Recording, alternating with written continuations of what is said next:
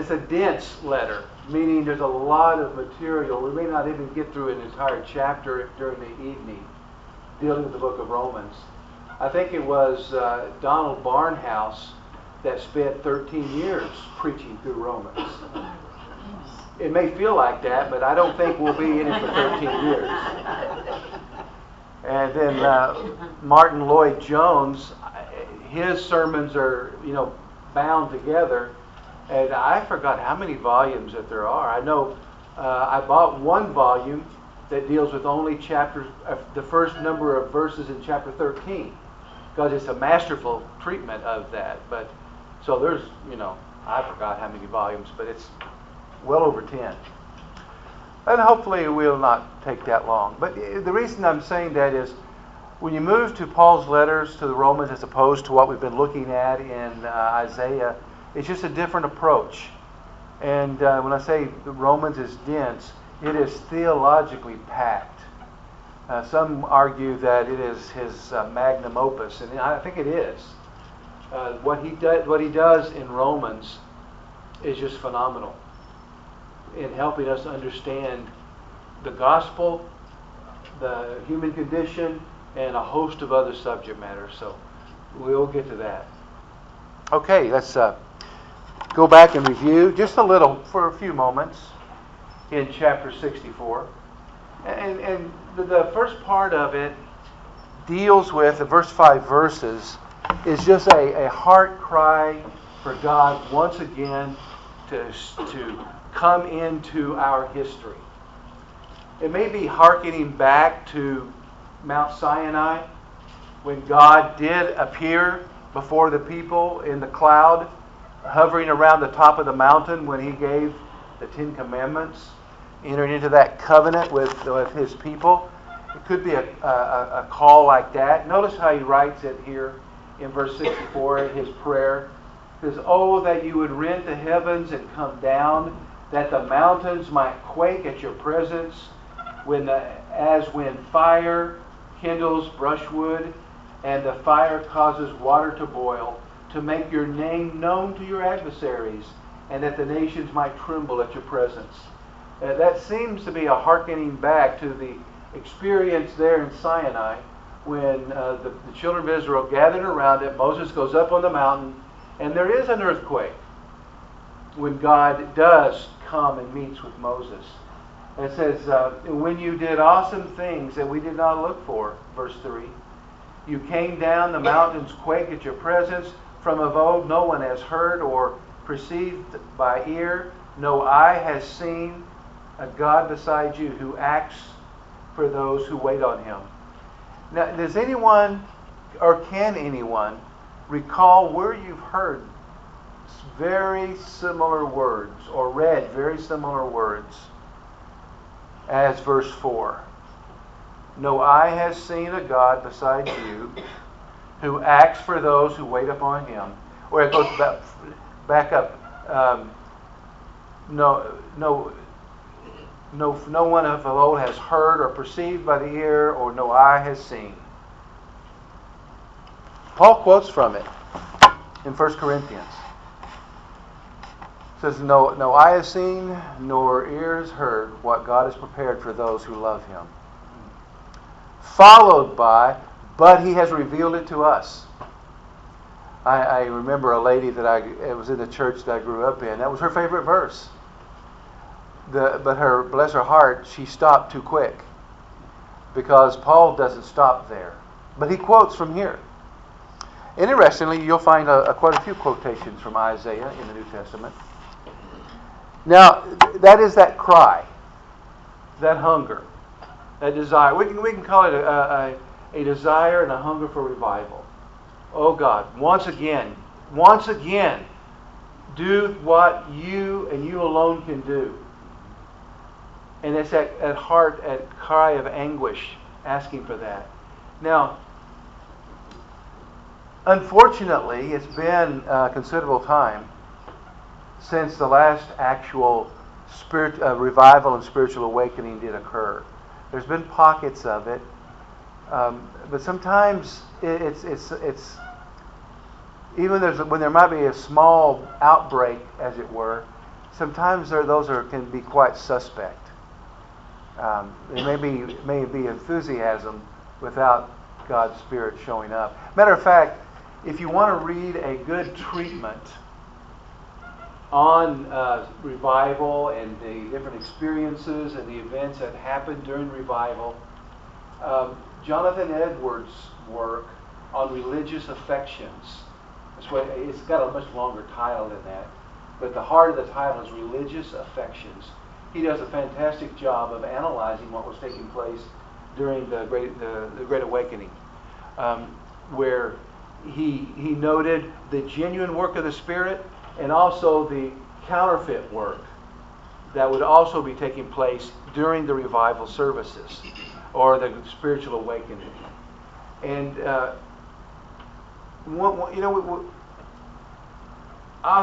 maybe I say it this way. We may long for revival, and I hope we are. But I don't know if we're prepared for revival. Because when genuine revival comes, it shakes everything up. Amongst everything that's taking place, there's also going to be counterfeit experiences that people will be having. And some of those experiences can be quite unnerving if you're not anticipating or expecting that it may take place. Jonathan Edwards, I mention him a lot because one of the sermons that launched one of the Great Awakenings was his sermon, Sinners in the Hands of an Angry God. You can read the text of that sermon if you want. And it was a long, dry spiritual spell. He fasted, if I remember correctly, 3 days prior to preaching that message. He went without food and water. He broke the fast before the 3 days were complete because he started choking. He needed water. And he felt really guilty about that. But the interesting aspect of that revival, or that particular sermon, that's very picturesque. He was talking about people hanging by a spider's web over hell. And so, it was a very vivid sermon. Interestingly, he did not preach it like you would probably anticipate a revivalist preaching it. He read it. He read his manuscript. And people responded surprisingly, falling out into the aisles of the church. People crying out for mercy. Even people grabbing a hold of items, holding on because they were afraid they were going to fall right into hell.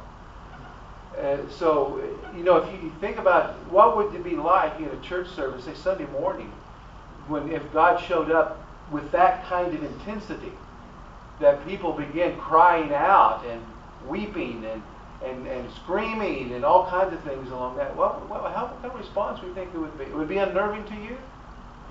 Go like this. It would be. Especially if you're one of the ones that's screaming. I say that funny, but seriously. But then you have, within the context, according to religious affections and others who have written about it, there will be also the counterfeit experiences.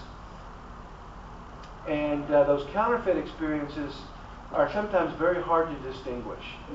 About the bottom line, if you want to be able to distinguish between the counterfeit and the real, you're not going to be able to do it necessarily at that moment. You're going to have to wait a month, 6 months, a year, and then you can tell. The counterfeit doesn't last. It just doesn't last.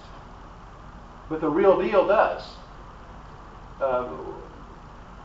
A critic of the Great Awakening wrote, and it was in a video, I don't know if you remember it or not, we saw last week, that he was his concern about in critiquing the revival and the spiritual awakening was, in the 100,000 people that came to faith, 10 years later, only 80,000 were still in churches. Can you imagine that? Our percentage is not even close to that. 80%, 8 out of every 10, but it did. But this is a passage that is one that's often appealed to, a cry for revival. To live again. God, show up among your people. Change your people. Change your hearts.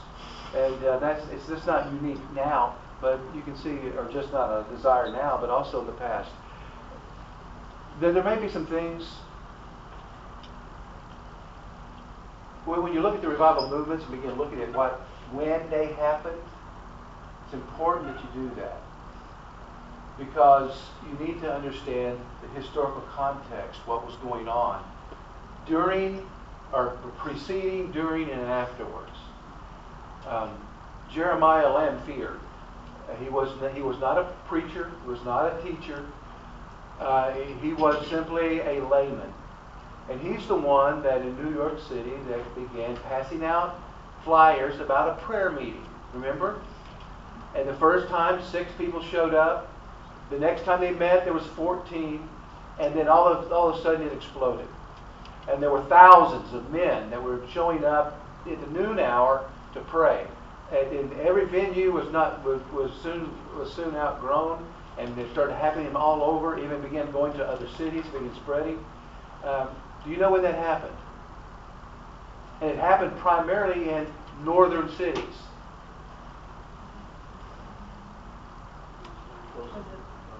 It was 1758. No. 1758 or 1858? I want to say 1750. It would be that. It may have been 18. It was on the verge of the Civil War. What part was anti-slavery? Yeah, those cities. I think I've got that right. I say that and I can think about it. Well, maybe that's not right. But anyway, if I'm wrong, I'm sorry. I need to look it up. I've actually got an entire book written on that prayer movement that Roy Fish from Southwestern Baptist Theological Seminary wrote. And I was fortunate enough to find it on a used bookstore website. Anyway, that's the cry. And there are... What prohibits revival? Well, verse 6.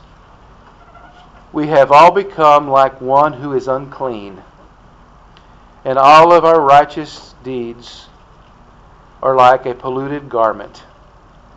We all fade like a leaf, and our iniquities like the wind take us away. There is no one who calls upon your name, who rouses himself to take hold of you. It's that kind of an attitude of apathy, not really caring. Maybe giving lip service, but not heart service to hunger for revival. So just food for thought there. Now we're going to move on into 65, and we'll look at 2 different segments: the beginning part and the ending part of chapter 65.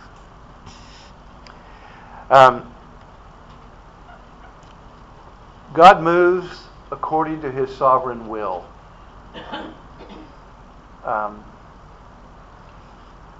So we don't necessarily,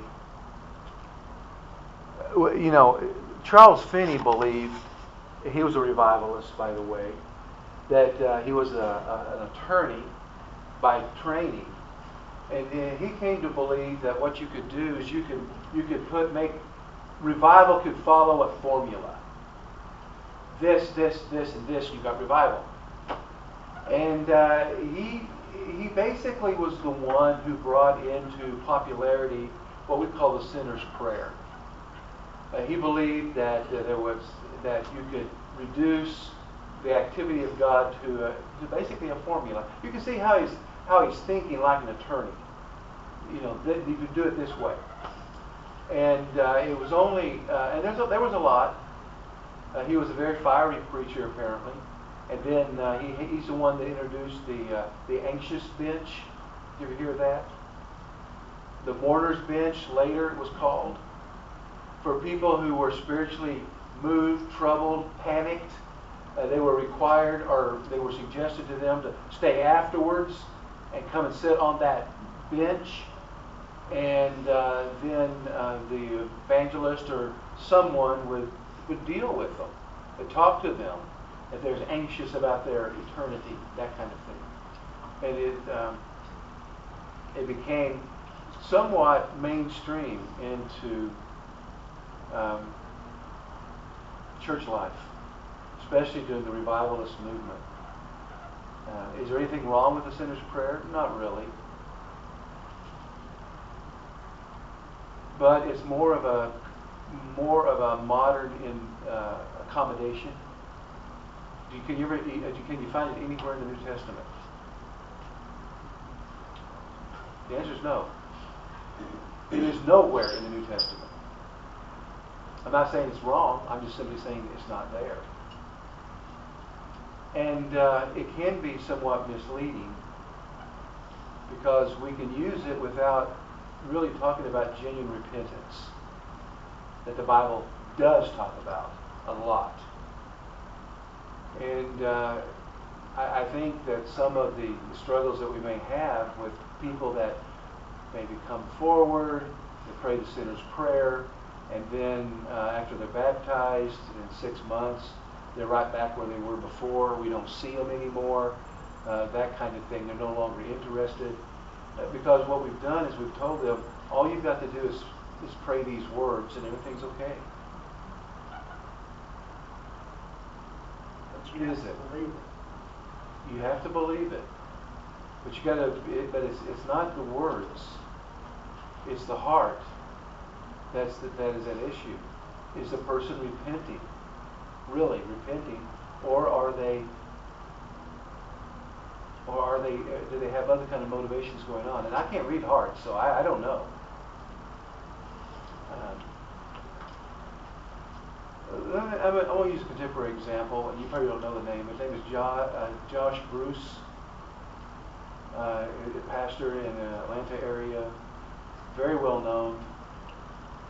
Had multiple anonymous email accounts, and he was basically slandering a lot of his brethren, and he was kind of called on the carpet. He denied it, and all that kind of thing going on. Whatever. Anyway, bottom line, he issued a letter, an apology letter for those that he slandered. But, and I am not qualified to speak about whether he has repented or not. The words that he chose in his letter, kind of a form letter to all these different pastors and people that he had slandered anonymously. It was an apology for what he had done. But there's kind of one element that seemed to be missing, and it's just me. I could be totally off base here, so I want you to understand that. I think you find repentance expressed not in simply saying, I'm sorry. That's an apology. What are you sorry for? You sorry you got caught? Is that what you're sorry for? Are you grieving because it's going to inhibit or have a negative impact on your future? Is that what you're sorry for? In other words, if you reduce it down to a child, are you sorry you got caught taking the cookie when you were told not to? Or are you sorry that you disobeyed your mother by taking the cookie? It's a big difference. If you want to really see repentance, one of the greatest examples is King David. Nathan is there. Nathan tells him the story about the wee little lamb. He's furious that the man who did that, should die, and he should pay back fourfold. And then Nathan made the statement, "You're the man." Now, here, he didn't say, "Oh, I'm so sorry that I did this." He said, "I have sinned against God." There's a difference. There's a difference. So when it comes to issues of salvation or issues of repentance, there needs to be the right focus. And that's going to be a hard experience. your words are irrelevant. Words can be helpful. They can lead you the right direction. But those words by themselves can be nothing more than words. And sometimes for a lot of people, it ends up being just words. Even though we don't do this, other Christian groups do this. Okay, what you need to do is get baptized.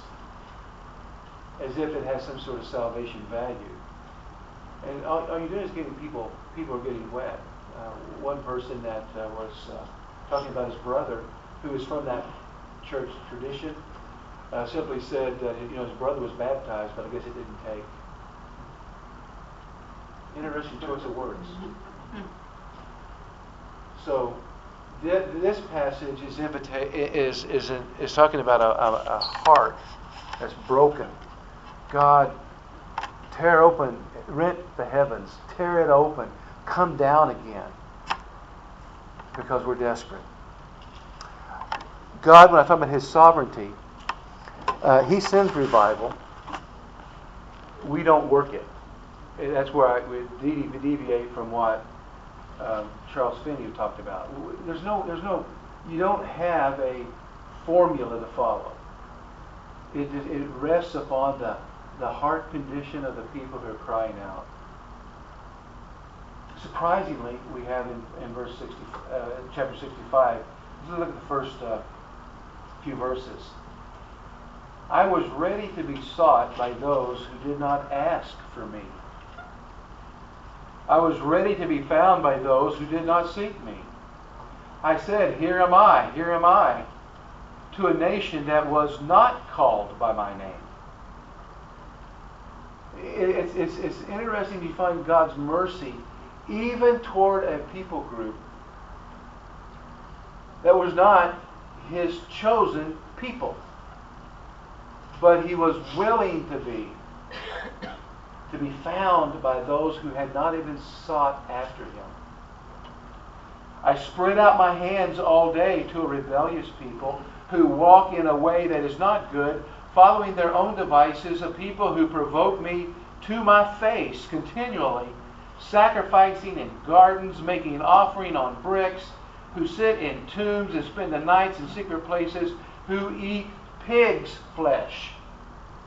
Obviously not Jews. That's not kosher. And broth of tainted meat in their vessels, who say, keep to yourself.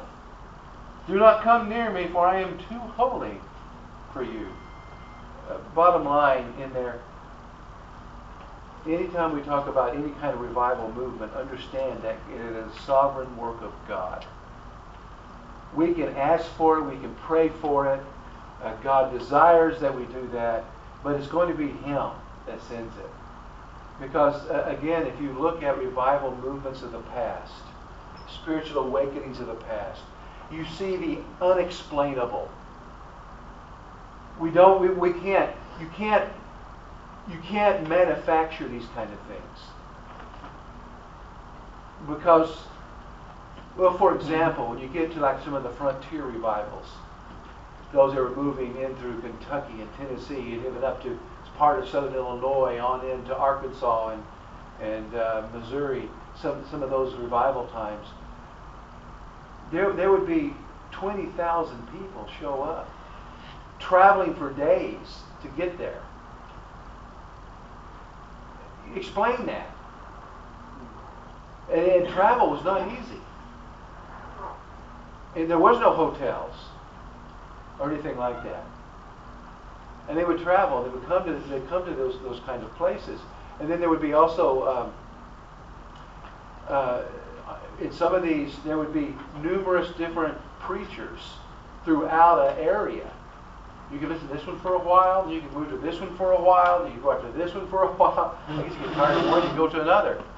And but one of the most interesting things was on one particular, it was like these were young. These were like late teens, early 20s, maybe mid-teens, young people that showed up. What they were showing up for was for a communion service.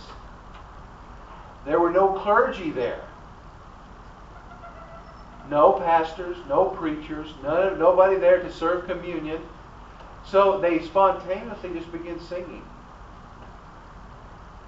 and waited for hours and hours before any, quote, clergy, end quote, showed up. Just explain that. You know, what happens, it becomes, you can't. You can't explain why people would be so moved in some of the revival recounting of people writing their diaries and whatnot. We talk about it in a particular area where there's a large, very multitude of people showing up for revivals that churches could not even hold them and had to be held outside. That if you could walk through town and everybody was talking about the same subject. Jesus. They're not talking about anything else. You go into the grocery store or the dry goods store. You go into another store. You go to the livery stable. Everybody, that's what they're talking about. A service will go all night. And then when they finally say enough's enough, people don't leave. One of the interesting stories comes from the Welsh revival. Evan Roberts was one of the kind of lightning rods of that particular revival. He was quite a character, really, I guess. He would go from church. He had a kind of a circuit that he was going, preaching at these different churches. They were expecting him, and these churches would pack out because they knew he was coming. On one particular church, he did this. I don't know if it was because he had to go to the next one or he was late or whatever it was, but he came, and when it was time for him to say something, he said something. He said, do you believe, talking to the congregation, do you believe that Jesus is here? And overwhelming response was yes. He says, well, you don't need me. And he left. And they didn't need him. Now, those kind of things, you can hear a lot of those kind of stories. So, when we get to the end here of Isaiah, you can see that kind of plea. But we're also going to see something else, and we're just going to be able to get to a little bit of it tonight, and then I'll let you be. But it's in chapter 65. It's going to be verse 17 and following. It's not just the book of Revelation that talks about the new heavens and the new earth. Okay? It's not just the ending of the book of Revelation that talks about this. Isaiah writes about it. Notice what he says here. For behold, I create new heavens and a new earth, and the former things shall not be remembered or come to mind. Let's just park right there for a moment. Now, this is not in chronological sequence, as you'll see in just a moment, but it is very similar to what has already been stated and what we'll find in the New Testament also stated. That God's plan. This is really good because it corrects some of our incorrect theology. Have you heard, and you have, because I've heard it many times, you go to the funeral of a Christian, and it almost leaves the impression that now they're in bliss forever. That's all. There's nothing more. That's not biblical. What do you mean not biblical? God's not done yet. God's not done. I've showed you this before, but it's always worth repeating. When you look at the opening chapters of Genesis, chapters 1 and 2, and into chapter 32, before the fall, the rebellion there, that you have God creating a physical earth, universe, all the stars, all creation. But you have it made out of matter, stuff that's touchable, just like what you see, what you're experiencing right now. That's what you have. And then you have that God would come down, a better expression. He would come and he would, in the cool of the day, he would walk with Adam and presumably later with Eve. They would walk along with their Creator. Then Adam and Eve rebel. They take of the fruit. They fall. Creation itself falls. That's what Paul means in Romans 8, that creation itself groans for the redemption of God's people. But so it falls along with that, with their sin, and that they fall. And then you go all the way through the book, the Bible, all through 66 books. You get to the last book of the Bible, the book of Revelation. You get to the end, and you find that God creates a new heavens, and a new earth. Actually, He resurrects the earth to make it what it once was. Then there's this city, this New Jerusalem, that's absolutely huge, that's going to occupy on this new earth. And that He, now, the surprising part for many of us is God, it says in Revelation 21 that He will dwell with His people. That actually He will pitch His tent among them. It's not that God's people go to be with Him. He actually comes to be with us. So what you have is God once again reestablishing His original plan. It's not a plan B. It's not an alternative. It's the same plan. Just as Adam and Eve, God would come and walk with them. In the new heavens and the new earth, He will come and He will dwell among His people. So the current, what we call heaven now, is an intermediate state, meaning it will not last forever. It's just intermediate until the fullness of time happens. And He has the new heavens and new earth are created. We kind of shunned away from that because of the Christian cult called Jehovah's Witnesses that began to emphasize the new heavens and the new earth a lot. And we kind of shied away from that, failing to look, wait a minute, let's look at the Scripture, see what it actually says. And that's what it says. So here Isaiah is telling us that there's going to be that time. Behold, I create new heavens and a new earth. And then it says this, and the former things shall not be remembered or come into mind. I don't know. What do you think that means?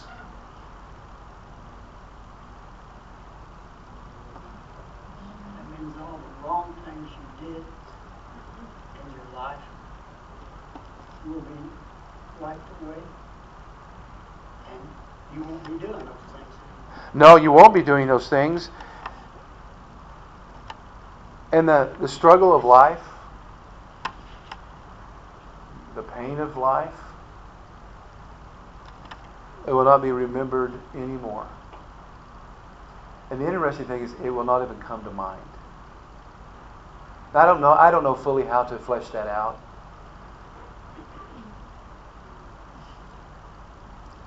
It may very well be that some of those things that we are that so consume us here, we'll realize how big a waste that really was. How we sought after whatever goals we sought after, whatever we lived after, whatever we chased after. We realized that it was really not it's just something, just forget. Let it go away. Don't worry about it. Don't be concerned with it anymore. And that's very vague. I really don't know. Well, let me put it this way. And again, this is not a theology, but it is a way of a very fertile mind that might be helpful to some degree, at least for our own thinking. And that is C.S. Lewis's book, The Great Divorce.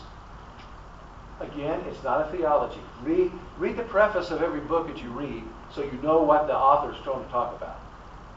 Don't try to figure it out. He's going to tell you, or she's going to tell you. In the preface, he tells you, this is not a theology. And I'm glad he did that because he doesn't want us to develop our doctrine around that. But it's interesting how he's talking, and not to get into the whole book or anything like that. And I don't want to spoil it in case you ever have a chance to read it. But it begins in a very kind of dark area. It's like people are boarding a bus. But it's not any kind of bus. It's a bus going to a particular destination. You go to a particular destination and you dismount the bus. And you begin there interacting with other people that you may have known in your lifetime. And you see them for what they really are or were. I remember this one woman that was absolutely brilliant and beautiful as he described it. And there was kind of like a dwarf walking along beside her. That was her husband in life. And it was reflecting her spiritual nature and his stunted spiritual nature. And people were you saw them for what they really were. And he said some people were moving down the road toward the mountains because that's where the sun was. And there are people on that journey going there. But the thing he points out is quite interesting. And it's just food for thought. There was this one man that lived his entire life with such an inferiority complex that it affected all of his life. And there he was there, and he still was eat up with it. He couldn't get beyond it. And that was so debilitating that he could not, and he would not walk on. And there was one woman who lost her son. And she was mad at God because she had lost her son. And a fellow that she knew in life was there pleading with her that the bitterness that you're holding on to, you can't go on. If you like, you're going to hang on to that. And anyway, through the whole context of that, she would not let that go. She kept demanding, I want to see my son, but she wanted to see him there with her, not where he was, because he was in the mountains with the sun. And he goes on all that. Now, the reason I bring that up is, again, it's not a theology, but it is very fertile to think about, that there is a continuity to our existence. What do I mean by that? I mean, who we are will continue forever.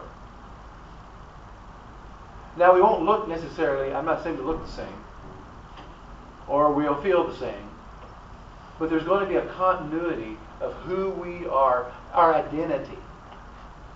What makes us, us. What makes you, me. That's going to continue forever. But it's going to continue for the Christian. It's going to continue without the contaminants in our life, our fallenness. We all have our stuff. You know that? We all have our stuff. You can maybe think back to somebody, maybe a classmate when you were a kid, that was the jokester, always wanted to be the center of attention. He or she probably was eat up with inferiority complex. That's why they did that. Or someone who's ain't whatever. But all those so-called fallen contaminants in our lives, and those hang-ups, that stuff, that'll all be gone. That'll all be gone. Conversely, think about what it would be like. Say you have a severe case of anxiety all the time. You're always waiting for the next shoe to drop. You feel that way. And you're a pagan. And then you find yourself in a place, we're not going to talk about the fire yet, but you find yourself in a place where there's no limit to it. It can continue to grow and grow and grow and grow, and there's just no limit. Can you imagine that? Someone who's angry, an angry person, a pagan, they find themselves forever getting angrier and angrier and angrier and angrier. It might be something to do with the weeping and the gnashing of teeth. Those kind of images. The reason I claim that, and I'll kind of wind it up real quickly this way. In Luke chapter 6, you have there the event of the rich man and Lazarus. I do not believe it's a parable for this reason. Number one, there is a person named. Jesus, in his parables, would always say, a certain man, a certain king. He'd always left it somewhat anonymous. He didn't attach names. But this one, there's a name. The beggar's name is given. Lazarus. Then now there was a certain rich man. He laid at that certain rich man's gate, hoping to get food and crumbs from the rich man's table. They both die. And Lazarus is carried to Abraham's bosom or Abraham's side to paradise. Rich man goes to Hades, or Sheol, but it's in Greek, so it's Hades. And there he lifts up his eyes there. And now here's some interesting things about that what Jesus said there. Number one, the rich man knows who he is. He knows who he is. He knows where he is. He knows his condition there. I'm tormented in this flame. He wanted a drop of water to cool his tongue. He's aware of his experience, his suffering. He remembers. He knows he has brothers.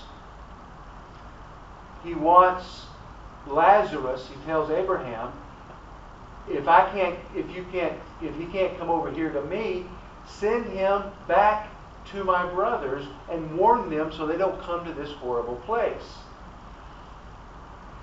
He's still the same man. He's given orders. He thinks he can give Abraham instructions to carry out. He's still the same man. That's a very interesting thing when you begin looking at it that way. He's very much aware of what's going on, where he is, what he's experiencing, how he feels, what he fears. All of that is right there with him. And that is just a tremendous, kind of sobering thought, is it not? Okay. So anyway, the new heavens and the new earth. He says, but be glad and rejoice forever in that I create. For behold, I create Jerusalem to be a joy, and her people to be a gladness. I will rejoice in Jerusalem and be glad in my people. No more shall they be heard in the sound, or be heard in it the sound of weeping and the sound of distress. No more shall there be in it an infant who lives but a few days, or an old man who does not fill out his days. For the young man shall be 100 years old, and the sinner 100 years old shall be accursed. And they shall build houses and inhabit them. Now what we're talking about there, the new heavens and the new earth are the consummation of God's plan. We're talking about here the millennial kingdom. And he's talking about that kingdom. They shall build and they shall inhabit. They shall not plant or another eat. For their days, the days for like the days of a tree, shall the days of my people be, and my chosen shall long enjoy the work of their hands. They shall not labor in vain, or bear children for calamity. For they shall be the offspring of the blessed of the Lord, and their descendants with them. Before they call, I will answer. While they are yet speaking, I will hear. Verse 25. The wolf and the lamb will graze together, and the lion will eat straw like an ox. And the dust shall be the serpent's food, and they shall not hurt or destroy in my holy mountain, says the Lord. Now I want to take you back a number of chapters. Back to chapter 11. Okay, are you back to chapter 11? In chapter 11, there's a talk there about this.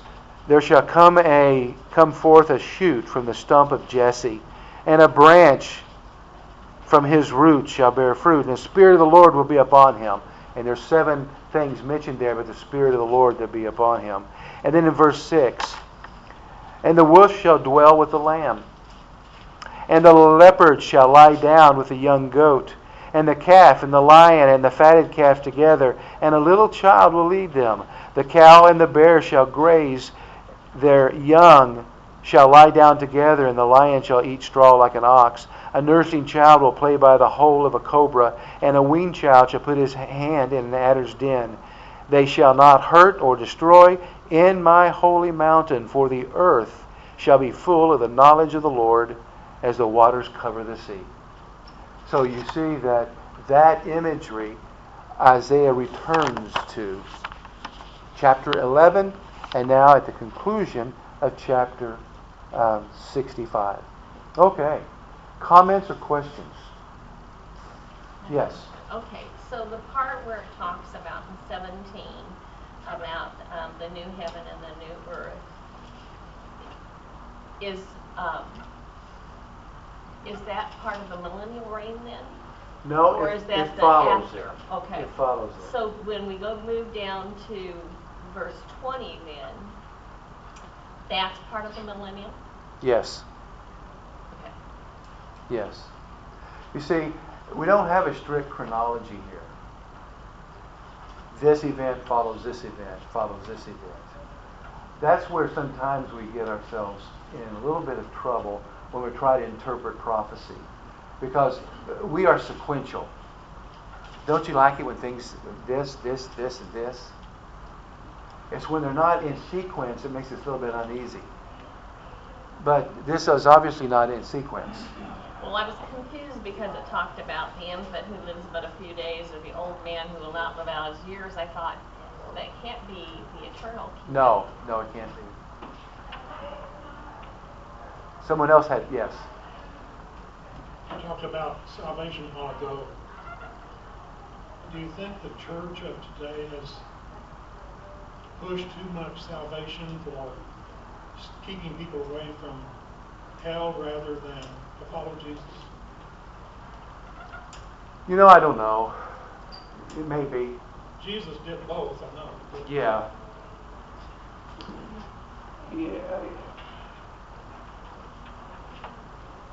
I almost think it's the opposite. This is my opinion. I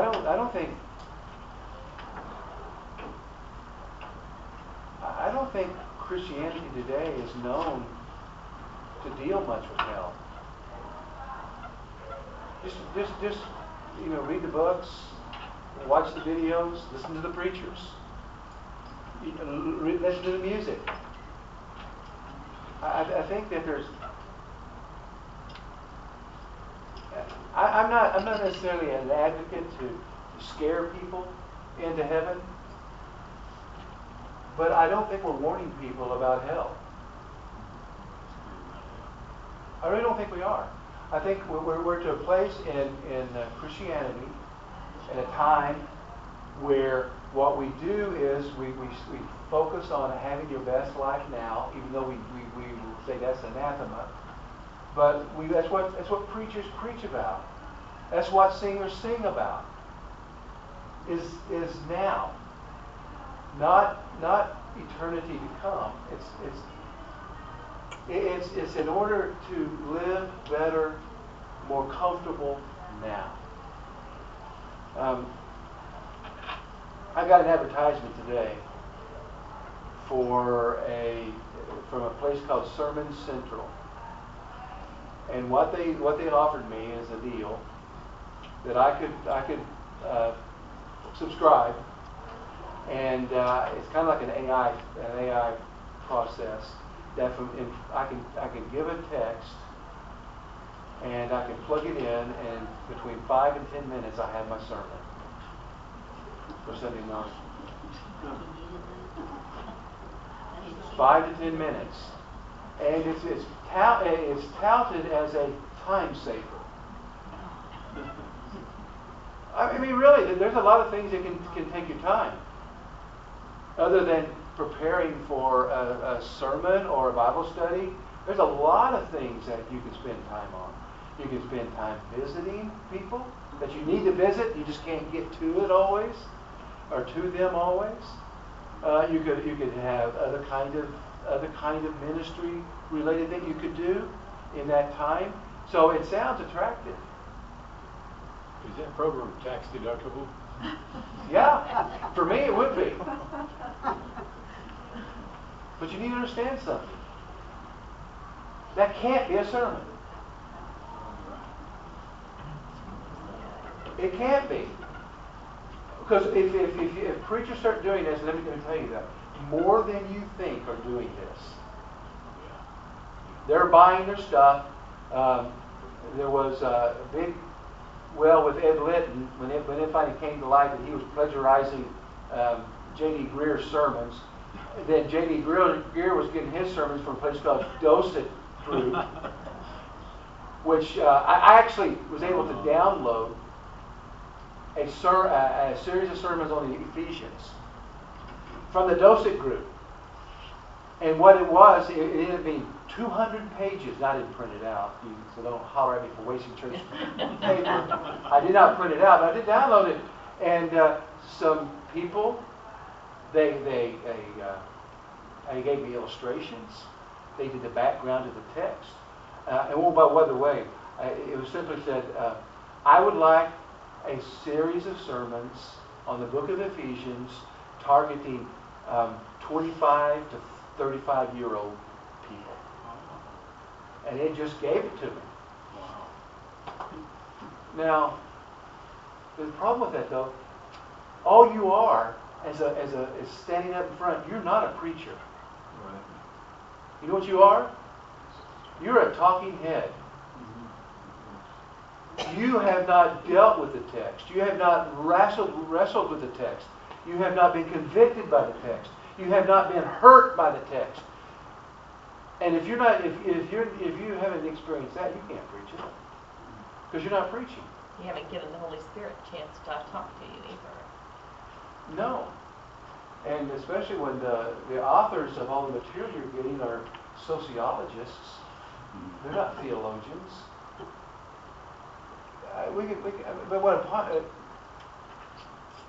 If the preacher isn't changed by the text, he cannot preach the text. If you don't I'm kind of pulling the shade back a little bit. Dallas knows what I mean. It's the text. Preaching is a hammer that crushes. It's a fire that burns. And there's no way in our contemporary culture you can adopt the contemporary approaches and do any of that. You can't. Because if it hasn't hurt you, and I use that in a very positive sense, if it doesn't hurt you, you can't preach it. Because you're nothing more than like someone on CNN just reading off a report that has no emotional anything for you. That makes sense to you? And I'm going to close with this because it's just an observation. Before the Docet thing broke, I always wondered, I could listen to a Baptist, I could listen to a Pentecostal, I could live and listen to Episcopalian, and the sermons sounded the same. I'm serious. I was, man, what is it? What is it? They're all these different groups are using the same music, and their sermons sound the same. And then it finally heard about the Docet group. I mean, it's really, if you really want to dress your stuff up, I mean, they'll give you images to project. They'll give you PowerPoints. They'll give you little movie clips. They'll do everything for you. You don't have to do any of that work, it's yourself. But it's okay to use a video clip sparingly if it illustrates a point. But you got to be careful with those. You don't want to show a video clip from a movie that people shouldn't see.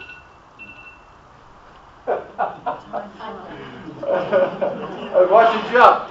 Does that mean we're done? I guess the bell went off, so I guess we're done. Next time, chapter 66. And then we're off with the book of Romans.